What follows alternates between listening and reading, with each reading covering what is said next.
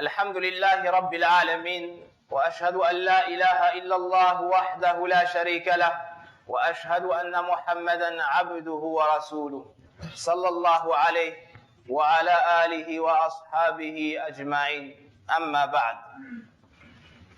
Sachez, chers frères, que parmi les choses les plus profitables pour le serviteur d'Allah subhanahu wa ta'ala, il y a le fait de méditer les grandes créatures d'Allah subhanahu wa ta'ala et les choses qui bougent dans cet univers par la permission d'Allah subhanahu wa ta'ala. Il nous dit dans son livre: il y a certes dans les cieux et sur la terre, dans la succession des nuits et des jours, des signes pour ceux qui sont intelligents. Ceux qui invoquent Allah ou se rappellent de lui, étant debout, assis et sur le côté. Ils méditent sur la création des cieux et de la terre en se disant: oh Allah, tu n'as pas créé tout cela en vain, exempté sois-tu, préserve-nous donc du châtiment de l'enfer. Et parmi les grands signes d'Allah subhanahu wa ta'ala dans cet univers, la succession du jour et de la nuit, mais aussi la succession des saisons, le printemps, l'été, l'automne et l'hiver. Et nous venons d'entrer dans cette saison qui est l'hiver. Et dans celle-ci, on se met à l'abri de la chaleur ardente du soleil qu'on a trouvé en été. Dans cette saison, il y a de nombreux signes d'Allah subhanahu wa ta'ala, comme la pluie, comme le vent, comme le froid, comme les éclairs et le tonnerre. Tout cela font partie des signes d'Allah tabaraka wa ta'ala qui nous appellent à méditer sur sa force, sur sa puissance, sur son immensité, subhanahu wa ta'ala, et qu'il est donc le seul à mériter entièrement toute l'adoration. Il nous dit dans son livre qu'il fait descendre la foudre sur qui il le veut et épargne qui il le veut. Ou bien il nous dit qu'il fait descendre la foudre sur qui il le veut. Ibn Abbas radiallahu anhu nous informe dans un hadith que Ar-Ra'd, comme cela a été cité dans la sourate qui porte ce même nom, est le nom d'un ange. Ar-Ra'd, qu'on traduirait par le tonnerre, est le nom d'un ange qui a un outil dans la main de feu, et il dirige les nuages où Allah subhanahu wa ta'ala lui ordonne afin de faire tomber la pluie où Allah tabaraka wa ta'ala leur a ordonné. Et il nous informe que le son qu'on entend est le son de sa voix. Donc ceci est un signe immense qu'Allah subhanahu wa ta'ala nous donne afin qu'on se souvienne de lui. Dans un autre verset, Allah subhanahu wa ta'ala nous parle d'autres signes en nous disant: n'as-tu pas vu qu'Allah pousse les nuages, ensuite il les réduit et il en fait un amas, et tu vois la pluie sortir de son sein et il fait descendre du ciel de la grêle provenant des nuages, comparable à des montagnes. Il en frappe qui il veut et il les écarte, cela de qui il veut. Peu s'en faut que l'éclat de son éclair ne ravisse la vue. Allah fait alterner le jour et la nuit, ou bien la nuit et le jour. Il y a là un sujet de réflexion pour ceux qui ont des yeux. Dans ces versets, Allah subhanahu wa ta'ala nous appelle à méditer sur ces signes et tirer profit de ces merveilleuses créatures. Dans cette saison, il y a un froid intense qui touche chacun d'entre nous. Et cela doit nous appeler à méditer sur l'enfer. Cela doit nous appeler à avoir peur du feu de l'enfer et rechercher protection près d'Allah tabaraka wa ta'ala. Ceci, chers frères, car le prophète sallallahu alayhi wa sallam nous dit dans un hadith authentique que l'enfer s'est plaint auprès d'Allah subhanahu wa ta'ala d'elle-même en disant: oh Allah, mes parties se consument les unes les autres. Oh Allah, mes parties se consument les unes les autres. C'est-à-dire devant la chaleur ardente de celle-ci. Alors Allah Azza wa Jal lui a accordé deux souffles. Un souffle en hiver et un souffle en été. Donc, lorsqu'il y a un froid intense, cela provient d'un des souffles de l'enfer. Et lorsqu'il y a une grande canicule, cela nous provient de l'autre souffle de l'enfer. Si l'enfer s'est plaint de ses propres parties, que dire alors de celui qui devra y entrer afin d'y être châtié? Qu'Allah nous préserve du châtiment de l'enfer.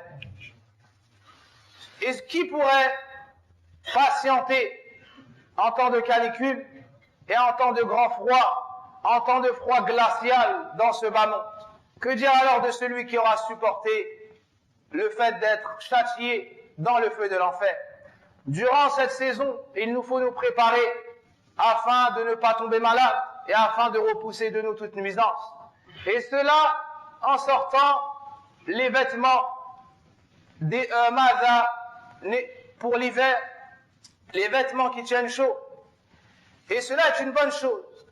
Mais n'oubliez pas que vous avez des frères et que vous avez des sœurs qui, de par la pauvreté qu'ils subissent, n'ont pas les moyens de s'acheter un nouveau manteau ou d'acheter des vêtements pour leurs enfants qui leur tiendront chaud. Alors rappelez-vous de ces gens qui sont dans le besoin parmi vos frères et vos sœurs afin de dépenser de ce qu'Allah subhanahu wa ta'ala vous a facilité. Et rappelez-vous de la parole où le prophète sallallahu alayhi wa sallam nous dit: préservez-vous du feu de l'enfer, ne serait-ce qu'en donnant en aumône la moitié d'une date. Préservez-vous du feu de l'enfer, ne serait-ce qu'en donnant en aumône la moitié d'une date. Il nous faut donc nous rappeler des gens qui sont dans le besoin et ne pas faire cela que durant Ramadan, que durant le mois de Ramadan. On voit une grande générosité de la part de nombreux musulmans durant le mois de Ramadan, mais nos frères sont dans le besoin, que ce soit le mois de Ramadan ou en dehors du mois de Ramadan. Donc ne les oubliez pas. Hafizakumullahu ta'ala. Le prophète sallallahu alayhi wa sallam nous dit que l'hiver est le printemps du croyant. Et dans une autre version, les nuits sont longues, alors il peut prier, et les jours sont courts, alors il peut jeûner. Cette saison est un bienfait pour le croyant, car il peut accomplir de nombreuses adorations sans grande difficulté, contrairement à la saison de l'été, dans lequel les jours sont longs et les nuits sont courtes. Ici, dans le mois de l'hiver, tu remarqueras que les jours sont très courts, alors la personne peut jeûner sans ressentir la faim ni la soif. Et les nuits sont longues, donc il peut prier ce qu'Allah Azza wa Jalla lui aura facilité, et en plus de cela, avoir le temps nécessaire pour se reposer après ça. Le prophète sallallahu alayhi wa sallam nous encourage dans de nombreux textes à jeûner des jeûnes surrogatoires. Il nous dit par exemple, celui qui jeûne 3 jours par mois aura la récompense d'avoir jeûné toute sa vie.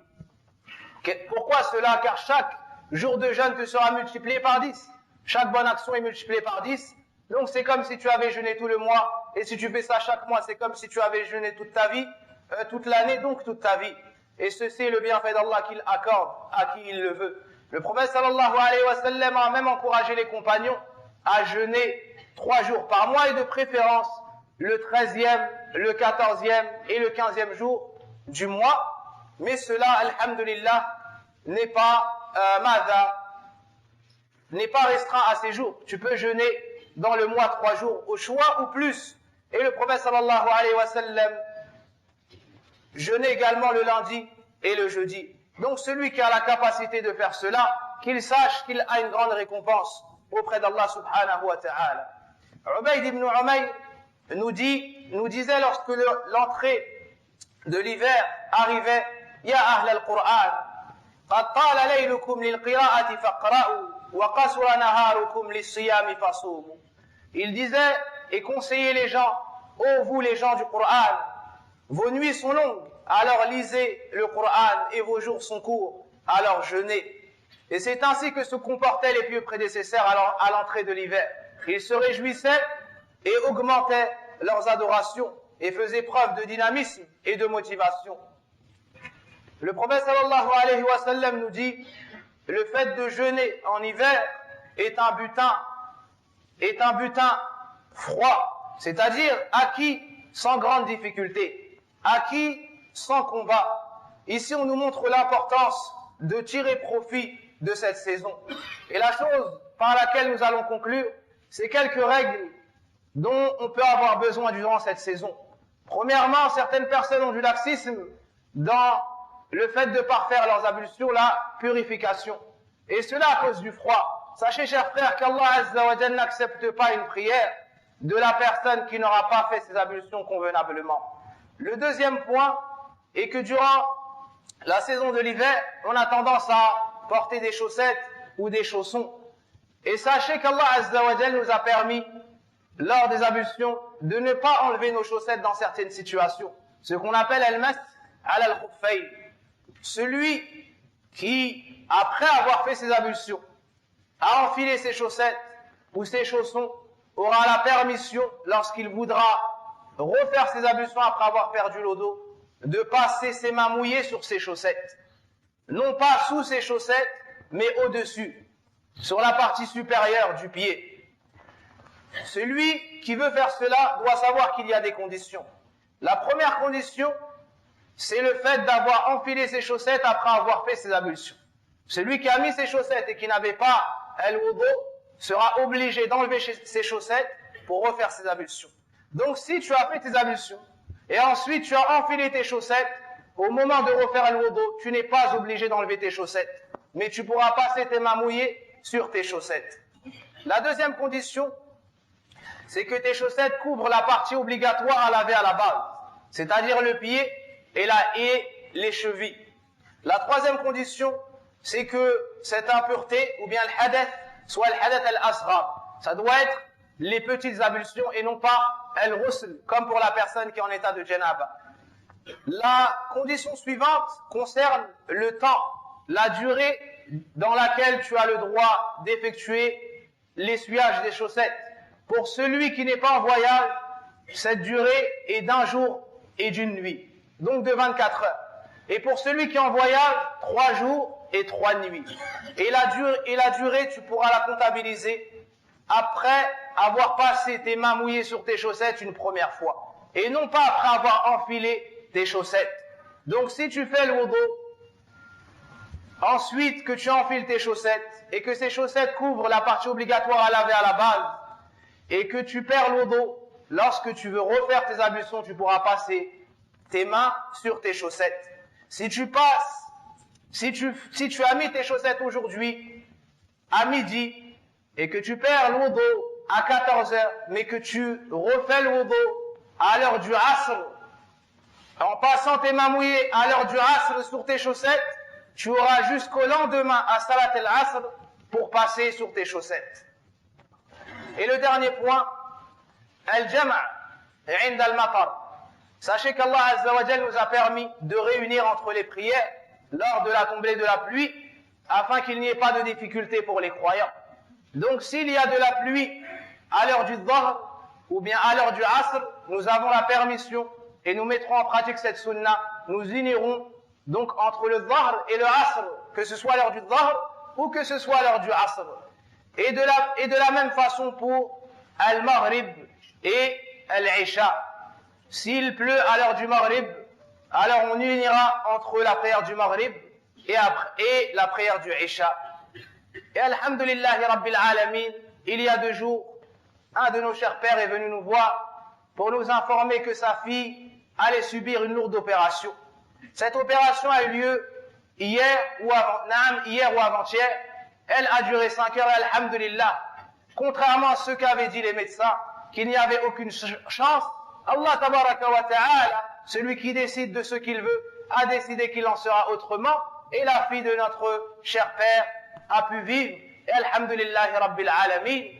فنسأل الله تبارك وتعالى أن يمن عليها بالشفاء الكاملة وأن يطول عمرها على الإيمان وعلى السنة، كما أسأل تبارك وتعالى أن يحفظنا على الإسلام قائمين. اللهم يا حي يا قيوم برحمتك نستغيث، أصلح شأننا كله ولا تكلنا إلى أنفسنا طرفة عين.